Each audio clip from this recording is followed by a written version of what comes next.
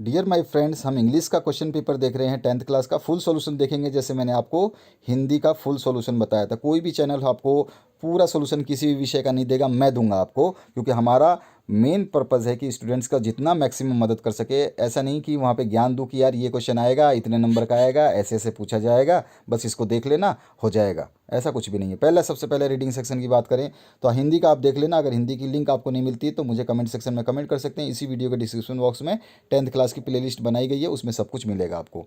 तो यहाँ पे आपका हिंदी के बाद में सोशल साइंस, साइंस और मैथमेटिक्स, ये सभी पेपर्स भी मैं सॉल्व कर दूंगा। तो डॉल्फिन्स वाला ये पैसेज है, इसको पढ़ना है और डॉल्फिन्स और ह्यूमन के बारे में इसमें बताया गया है और उसके बाद में प्रश्नों के उत्तर देना है। तो इस क्वेश्चन पेपर को आप वेबसाइट से भी, जो यूपी बोर्ड की ऑफिशियल वेबसाइट है, वहाँ से डाउनलोड कर सकते हैं। पहला जो प्रश्न पूछा गया, what human qualities do dolphin possesses according to the passage. तो यहाँ पे आंसर आ जाएगा, dolphin look after other dolphin when they are ill, care for pregnant mothers and protect weakest in the community as human do. तो जैसे कि हम इंसान एक दूसरे की मदद करते हैं बीमारियों में या फिर वीकनेस में, तो उस तरह से ये डॉल्फिन भी मदद करती हैं। ठीक है, यही इसमें पैसेज में बताया गया, उसी का आंसर हमें लिखना था। बी पार्ट में आपसे पूछा गया, why do some people argue that man is superior to dolphins. तो यहाँ पर जो है, the most common argument in favour of man superiority over them that we can kill them more easily than they can kill us, it is the least satisfactory. तो यहाँ पर जो है ये पूछा गया कि आर्गू क्या है। तो आर्गू ये है कि आदमी ये सोचता है कि वो डॉल्फिन को आसानी से मार सकते हैं और डॉल्फिन्स जो है उनको आसानी से नहीं मार सकती हैं। बस इतना सा ये आर्ग्यू की बात हुई है। सी ऑप्शन है आपका, find out the word in the passage which means perhaps. तो परहैप्स का जो हो जाएगा आपका प्रोबेबल। ठीक है, परहैप्स और प्रोबेबल, परहैप्स मतलब शायद और प्रोबेबली भाई शायद ही होता है। इसके बाद अपोजिट बताना है इन्फीरियर का, तो इन्फीरियर का हो जाएगा सुपीरियर। ठीक है, ये आपका वर्ड हो गया। अब आगे बढ़ते हैं नेक्स्ट क्वेश्चन की तरफ। राइटिंग सेक्शन में आपको लिखना है, एक letter to your friend invite in birthday party. तो आप अपने दोस्त का एड्रेस कुछ भी डाल सकते हैं, नाम कुछ भी डाल सकते हैं। जब आपको क्वेश्चन पेपर में नहीं दिया हो कि नाम क्या डालना है या एड्रेस क्या डालना है, तो आप अपनी मर्जी से कुछ भी डाल सकते हैं। उसके बाद में लेटर लिखेंगे हम, जैसे कि आप अपने दोस्त को इनवाइट कर रहे हैं।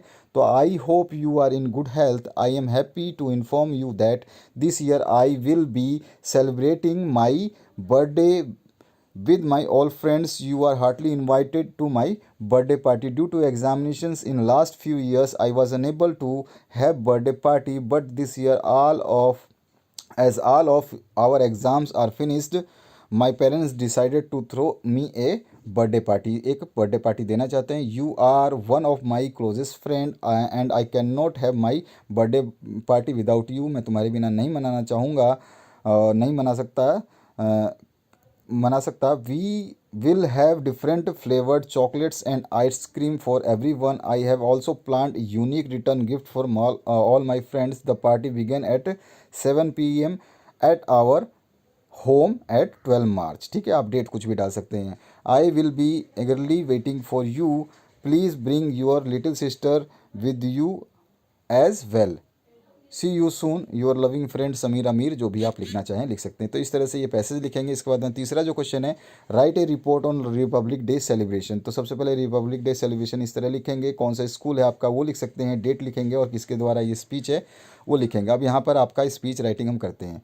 The republic day was celebrated in our school on the 26 January. It is a day when the constitution of India came into force. इसी दिन संविधान जो है लागू किया गया था। The school was decorated with the colorful papers and flowers. All the students of the school assembled in the ground.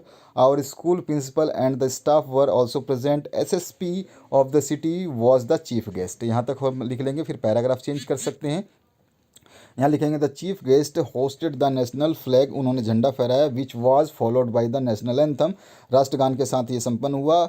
और then the chief guest and our principal gave speeches on the importance of the republic day. उन्होंने republic की संविधान के बारे में जो speech दी। After that there was a cultural activity presentation by school boys and girls. The winners were awarded prizes by the chief guest, or the whole program of Republic Day was nice. The program ended with the distribution of sweets. ठीक है, तो ये हो गया आपका answer. इस तरह से आपको इसका आंसर लिखना होगा। ठीक है, आगे बढ़ते हैं नेक्स्ट क्वेश्चन की तरफ। इसी का और पार्ट था, आप अगर वो नहीं करना चाहते तो आप ये कर सकते थे, लाइक करना मत भूलना यार, लाइक कर दो, और शेयर करना भी मत भूलना अपने दोस्तों के साथ, सभी को शेयर करिए ताकि उन लोगों को पता चले कि हाँ आपके सॉल्यूशंस बनाए जा रहे हैं, और सब्सक्राइब करके बेल आइकन को क्लिक कर दे ताकि आपका कोई भी वीडियो छूटे ना।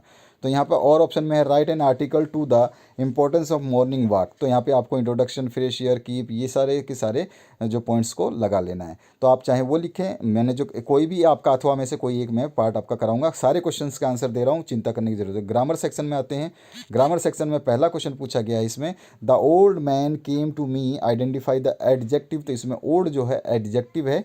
इसके बाद में ही is hard working man, identify the verb. तो इसमें वर्किंग इज़ द आपका वर्ब हो जाएगा। इसके बाद में थर्ड क्वेश्चन है noun form of strong is. तो स्ट्रॉन्ग का नाउन फॉर्म जो हो जाएगा स्ट्रेंथ। उसके बाद में आपका he is worried dash the examination. तो he is worried about the examination, यहाँ पे सी ऑप्शन करेक्ट हो जाएगा। लाइक करना भूल गए होंगे, फटाफट प्रेस कर दीजिए, आप भूल जाते हैं। इसके बाद नेक्स्ट जो है इसमें पूछा गया है I will not go with you, change the past perfect tense. तो यहाँ पर I had not gone with you, यहाँ पे आपका सही हो जाएगा। शेयर कर दिया होगा आपने शायद, अच्छा, और लाइक भी कर दिया होगा। Change the following as directed. तो जो जो चीज़ें बोली गई हैं उसी के हिसाब से हम आंसर के इसके आंसर्स देंगे। पहला, Hari said to me why did you do it. तो यहाँ पे आ जाएगा Hari ask me why I had done it. ठीक है, चेंज करना है इनडायरेक्ट स्पीच में। दूसरा है who is writing a letter. तो चेंज इनटू पैसिव वॉइस, तो by whom the letter is written. उसके बाद में नेक्स्ट क्वेश्चन थर्ड है आपका, पंक्चुएट करना है। Shikha said to her friend why had you not come to school yesterday. इसमें कॉमा, इन्वर्टेड कॉमा और फुल स्टॉप लगाना है। तो Shikha said to her friend, यहाँ पे comma, inverted comma, why had you not come to school yesterday, full stop, inverted comma close करना भूल गए हम, यहाँ पे कर देना। ठीक है, तो ये इसका आंसर हो जाएगा। अब उसके बाद में चौथा है frame the correct sentence, reordering करना है इसमें, आपके ऊपर नीचे आगे पीछे दिए गए हैं। तो इसका राइट जो सेंटेंस बनेगा, the this beautiful place was built by a great king. इस तरह से इस पूरे वर्ड को सजाना है। तो ये इसका राइट आंसर ये हो जाएगा। पांचवें क्वेश्चन की बात करते हैं, complete the spelling of the following word. तो इसमें आपको ओबीडियंस लिखना है, ओबीडियंस इसको कंप्लीट करना है। तो OBEDIENCE, ये इसका आंसर हो जाएगा। छठा है ट्रांसलेट करना है इंग्लिश में, हिंदी में दिया गया है, ट्रांसलेट करना है हिंदी में। सबसे पहले प्रकृति एक जीवित शक्ति है, तो नेचर इज़ लिविंग फोर्स। यह हमें शांत और सुंदर रूप में हमारे चारों ओर विद्यमान है, यह अपने शांत। तो it is present all around us in its काम एंड ब्यूटीफुल फॉर्म। हम प्रकृति के नियम तोड़ते हैं तो यह उग्र हो जाती है। When we break the law of nature it becomes furious.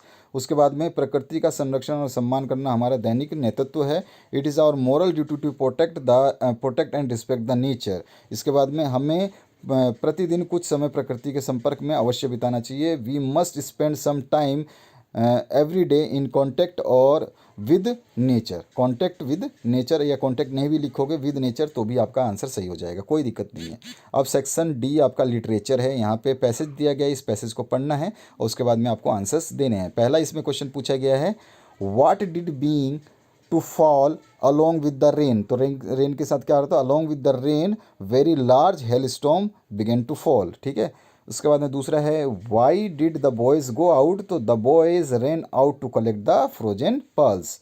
उसके बाद आते हैं आठवें क्वेश्चन पे। इसमें आपको एनीवन आपको आंसर देना है। तो first question, how did Mandela's hunger for freedom change his life. Mandela का जो भूख थी आज़ादी के लिए, उसने उसकी लाइफ कैसे बदली।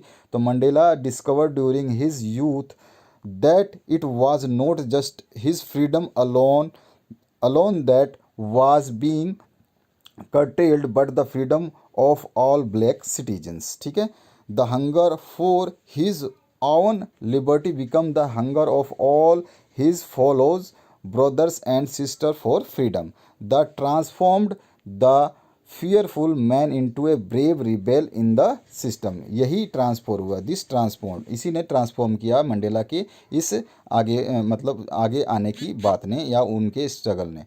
To struggle for the freedom of his countryman Mandela denied the pleasures of secure family life. उसने त्याग दिया। He joined the American National Congress transforming the outlook form of terrified young man into a fearless person who was battling racism, prejudice and discrimination against the race। He was arrested in 1961, but in the same year he established the Yumkonto with size यानी कि spear of the nation और MK इसको बोला जाता है, an organisation committee to an armed struggle against आर्पिटाइड। ठीक है। इसके बाद में आपका Mandela left the country for military training in Algeria and arrange training for other MK members. तो इन्होंने जो जो किया ना ये चीज़ आपको बताना है। On his return he was arrested for living the country illegally and for incitement to strike the conducted he conducted his own defense. He was convicted and jailed for 5 years in the November 1962. While serving his sentence, he was charged in Rivonia trial with subterfuge and sentenced to life imprisonment। ठीक है। इसके बाद में आप एक और line लिख सकते हैं इसमें कि he spent the first 18 years of his incarceration at the Robben Island prison. Later on, he was transferred to Portsmouth prison. Mandela was released on 11th February 1990। ये वाला आपको लिखना था क्योंकि ये आपका पूछा गया है कि इसमें हंगर ऑफ फ्रीडम ने उनकी लाइफ में क्या क्या चेंजेस किए, ये चीज़ें बतानी थी, तो उनकी चेंजेस हमने इस तरह से बता दिया। और इसमें वर्ड्स भी कुछ ऐसे हैं कि चेंजेस आपको करने हैं तो ये वर्ड्स आपको याद रखने होंगे। तो अभी तक आपने अगर लाइक शेयर नहीं किया तो वो ज़रूर कर देना। आगे बढ़ते हैं नेक्स्ट क्वेश्चन की तरफ। कोई भी एक आंसर देना था तो आप एक आंसर दे सकते थे। दूसरा क्वेश्चन इसमें पूछा गया give a character sketch of Anne Frank. तो ये ज़्यादा इजी था, मैंने वैसे वो कर दिया ताकि कभी कभी क्या है कि वही क्वेश्चन थोड़ा मंडेला वाला बहुत इंपॉर्टेंट रहता है तो वही आता है, तो उसको आपको ज़रूर याद करना है। Give a character sketch of Anne Frank ये ज़्यादा ईजी है अगर आपको याद करना है, लेकिन अगर ये क्वेश्चन नहीं आया तो वो वाला क्वेश्चन इसीलिए मैंने कराया। 9th क्वेश्चन की बात करें, answer any 2 of the following. यहाँ पे 3 क्वेश्चन दिए हैं, इसमें से कोई भी 2 करने हैं। तो यहाँ पे जो है describe any 2 tourist places of Kochi, तो ये वाला आपको करना था या सेकंड वाला। Where were the monthly accounts of the baker recorded, तो the monthly accounts of the baker were recorded on some wall in pencil. इसके बाद में 3rd क्वेश्चन इसमें पूछा गया है, आपको कोई भी 2 आंसर देने तो 2 आंसर दे रहा हूँ। Why did Valli want to ride on the bus, तो Valli used to watch the bus on its hourly rounds through her street every day. वो मतलब वो देखती थी कि वाली क्या है, हर दिन बस उसके वहाँ पर हर घंटे में जो है बस उसके गली से निकलती थी। The site of the bus field with the new passengers every time gave her unending Joy. उसको मतलब एक ऐसा हर्ष मिलता था नए नए पैसेंजर देखो कि पूछो मत। She was curious and wish to ride it once, वो चाहती थी कि उसका सपना था कि वो जाए। और ग्रेजुअली हर विश ग्रीव स्ट्रोंगर, और धीरे धीरे उसका विश जो है ये चाहत बढ़ती गई। So she wanted to ride on the bus to enjoy it, तो वो चाहती थी कि इसका मज़ा लेना। ठीक है। अब मैच करना है आपको 10वें क्वेश्चन में लिस्ट ए को लिस्ट बी से। तो यहाँ पे वेंडर का जो हो जाएगा आपका वो हो जाएगा हॉकर, ये वाला। ठीक है। इसमें प्रिजर्व्ड होता है, प्रिजर्व्ड मतलब वी कीप्ड सेफ्ड। ठीक है। और मॉन्क मतलब मॉन्क का हो जाएगा सेज, इसी का मतलब सेज होता है। तो दोनों सिमिलर वर्ड्स मैच करने थे, मैंने मैच कर दिया। ठीक है। याद रखना है ये आपका ए है, ये बी है और ये सी है। इसी तरह से इसका ए मतलब आपके, अब मैंने मिला दिया, आप उसको समझ लो। ठीक है। किससे किसको मिलाना है, वेंडर को मिलाना है हॉकर से, इसके बाद में प्रिजर्व को मिलाना है केप्ट सेफ से, और मॉन्क को मिलाना है सीज से। ठीक है। अब इसके बाद में आते हैं read the following extract and answer the questions. Like करना भूलना मत। चलिए आगे बढ़ते हैं। इसमें आपका पहला क्वेश्चन जो पूछा गया है, where was the poet standing, the poet was standing under the hemlock tree when suddenly a crow shook dust of snow on him। उसके बाद में दूसरा क्वेश्चन है point out the rhyming words in the stanza. तो इसमें आपको stanza में बताना है कि राइमिंग वर्ड कौन कौन से हैं। तो क्रो और स्नो और मी और ट्री ये दोनों ही आपके ये वाले, ये दोनों एक जैसे हैं और ये दोनों एक जैसे हैं। ठीक है। अब आगे बढ़ते हैं नेक्स्ट क्वेश्चन की तरफ।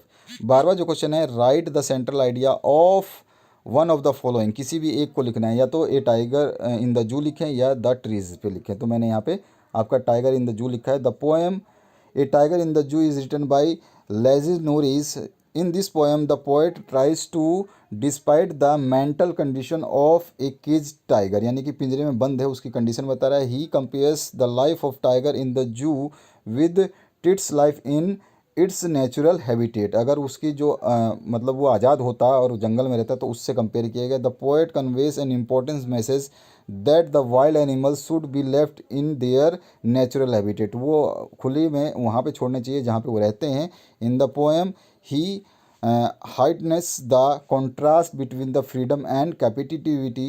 He very impressively shows us how love for freedom is the natural instinct of every living being. ये सभी के लिए आज़ादी कितनी महत्वपूर्ण है वो भी इसमें बताई गई है। तो ये कर सकते हैं, या फिर आप दूसरा, ये एक ही को लिखना था, वन ऑफ द फॉलोइंग, तो आप ट्रीज का भी कर सकते हैं। इसका और पार्ट में जो पूछा गया है आप और पार्ट का भी कर सकते हैं। तो और पार्ट में आप चाहें तो ये लिख सकते हैं, right 4 lines from one of the poem given in your text book, do not copy. मतलब यहाँ से आपको कोई पोएम कॉपी नहीं करनी है, आपको 4 लाइन्स किसी भी पोएम की लिखनी है अपने बुक से, तो आप कोई भी लिख सकते हैं।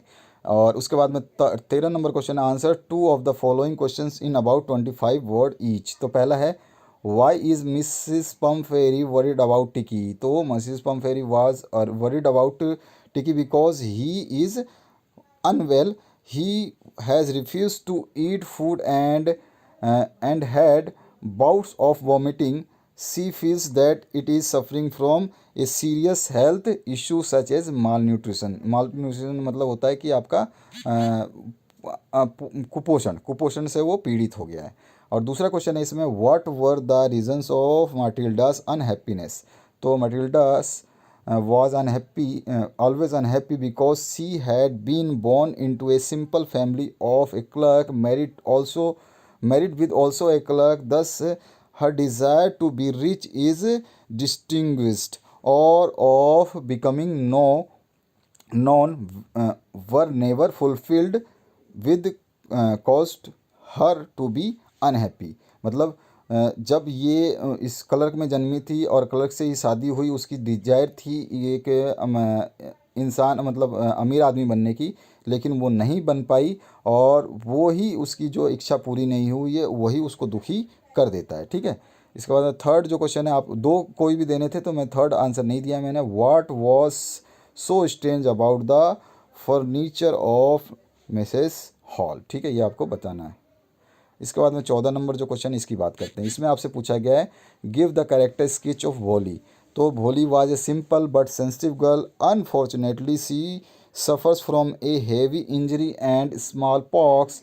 It made her suffer all through her life. She couldn't speak till she was 5। She stammered when she started speaking. The attack of smallpox had permanently disfigured her whole body, leaving black spot marks. She was a hard-working and dedicated learner. With her teacher's support, she grew to confident, bold, and independent. Seeing her teacher's faith in her abilities, she made effort to improve herself. Her confident and bold attitude to raise her voice against a small social evil uh, proved that she was educated in a true sense of terms. तो इस तरह से आप इसका character sketch लिख सकते हैं। बहुत ही अच्छा कैरेक्टरिस्टिक जो स्केच है वो आप लिख सकते हैं कि उसको जो चिकन पॉक्स हुआ था उसके बाद में उसने उसके पूरी ज़िंदगी में थोड़ा सा मतलब उसकी वजह से परेशानियां हुई, इसने बहुत सारे स्पोर्ट्स छोड़ दिए थे और वो बहुत अच्छी लड़की थी, सेंसिटिव थी, हार्ड वर्किंग थी, लर्नर थी, डेडिकेटेड थी। ठीक है, और उसके मदद जो टीचर करते थे वो उसकी वजह से वो बोल्ड हुई, इंडिपेंडेंट हुई, स्वाभिमानी हुई और अच्छी तरह से मतलब इस तरह की चीज़ें हमें इसमें लिखना है। इसमें से आप कोई भी एक ही करना था क्योंकि यहाँ पे लिखा हुआ है कि राइट एनी वन। ठीक है, आंसर एनी वन। तो यह हमने पहला वाला कर दिया, आप चाहे तो दूसरा वाला भी, ये वाला how did a bright discover an unknown insect hormone, तो ये आप बता सकते हैं, चाहे तो ये ऊपर वाला कर सकते हैं। और 15वां है ए पार्ट, इसमें point out true and falls in the following statement. तो माटिल्डा ऑलवेज रिमेंड हैप्पी, तो ये फॉल्स है, वो अनहैप्पी रहती थी। और दूसरा है जेम्स हैरियट वाज वेटरनियरी सर्जन, तो ये ट्रू है बिल्कुल। ठीक है, उसके बाद में वेटनरी सर्जन था वो, ये तो ट्रू है। अब बी सेक्शन में select the most suitable alternative option आपको यहाँ पे ग्रिफिन वॉज ए डैश, तो क्या था, साइंटिस्ट था, सी ऑप्शन करेक्ट हो जाएगा। और इसके बाद में आपका रामलाल्स एल्डर डॉटर वाज, तो उसका नाम क्या था, उसका नाम था राधा, तो बी ऑप्शन आपका करेक्ट हो जाएगा। तो ये था आपका पूरा कंप्लीट सॉल्यूशन। इसी तरह से हिंदी का आपने देख लिया होगा, और आपका हिंदी के बाद में मैंने आपका ये इंग्लिश का करा दिया है। इसी तरह से आपका एसएसटी और साइंस और मैथ, इन सब को मैं कराऊंगा, चिंता मत करो, थोड़ा सा वेट करो, कर बनाए जा रहे हैं, बहुत सारे पेपर्स आए हुए हैं, सभी के सॉल्यूशंस बनाए जा रहे हैं। तो लाइक शेयर और सब्सक्राइब करना बिल्कुल ना भूलें। इस चैनल पे आपको हर हेल्प मिलेगी जो संभवतः यूट्यूब पे कोई नहीं देगा। केवल डिटेल सॉल्यूशन कोई नहीं दे पाता है, क्योंकि वो लोग आपका टाइम वेस्ट करते हैं, बस केवल बोलते हैं ये पैसे जैसा आएगा, 2 नंबर का इसमें से आएगा, 3 नंबर का वहाँ से आएगा, इसको आपको ऐसे करना है, इस पैसेज में आंसर दिया गया है, आप उसको देख लेना। इस तरह से आपको बहुत बेवकूफ़ बनाया जाएगा, और बहुत सारे चैनल ऐसा काम करते हैं, उनके पास यही काम है। तो मैं आशा करता हूँ इस चैनल से आप सेटिस्फाई होंगे, या लाइक तो आपने दबा ही दिया होगा। चैनल को सब्सक्राइब कर लें, शेयर कर दें दोस्तों के साथ, ताकि आपको कोई भी दिक्कत ना हो। आशा करता हूँ इस वीडियो से आप लोगों को हेल्प मिलेगी, और आने वाले समय में आपके सारे कंप्लीट सॉल्यूशंस जितने भी हैं उनको मैं दे दूंगा। तो घबराने की बिल्कुल भी आवश्यकता, कतई भी ज़रूरत नहीं पड़ेगी आपको। तो हैव ए गुड डे, और आपका जब भी कोई भी वीडियो अपलोड होगा आपको नोटिफिकेशन मिल जाएगी, अगर आपने बेल आइकन प्रेस किया हुआ है तो। शेयर कर दीजिए अपने दोस्तों के साथ में, और इस वीडियो को देखने के लिए बहुत बहुत धन्यवाद। इसकी पीडीएफ लिंक आप अपने यूपी बोर्ड के वेबसाइट से डायरेक्ट डाउनलोड कर सकते हैं। इसमें ज़्यादा बड़े प्रश्न नहीं थे, अगर ज़्यादा बड़े प्रश्न होते तो हम आपको इसका जो है सॉल्यूशन विद पीडीएफ फॉर्म दे देते, तो इसकी आवश्यकता नहीं है। तो आशा करता हूँ इस वीडियो से आप लोगों को हेल्प मिलेगी। आप अपना कभी भी जब आपके एग्ज़ाम होंगे हाफ ईयरली या आपके फाइनल ईयर, तो अपना क्वेश्चन पेपर 8469022568 इस नंबर पे आप हमें सेंड कर सकते हैं। केवल ये नंबर क्वेश्चन पेपर सेंड करने के लिए, आप इस पे अपना क्वेश्चन पेपर की साफ फ़ोटो या पीडीएफ बनाकर इस नंबर पे 8469022568 पर आप हमें सेंड कर सकते हैं। ठीक है, तो आशा करता हूँ इस वीडियो से आप लोगों को हेल्प मिली होगी। Thank you very much, have a good day.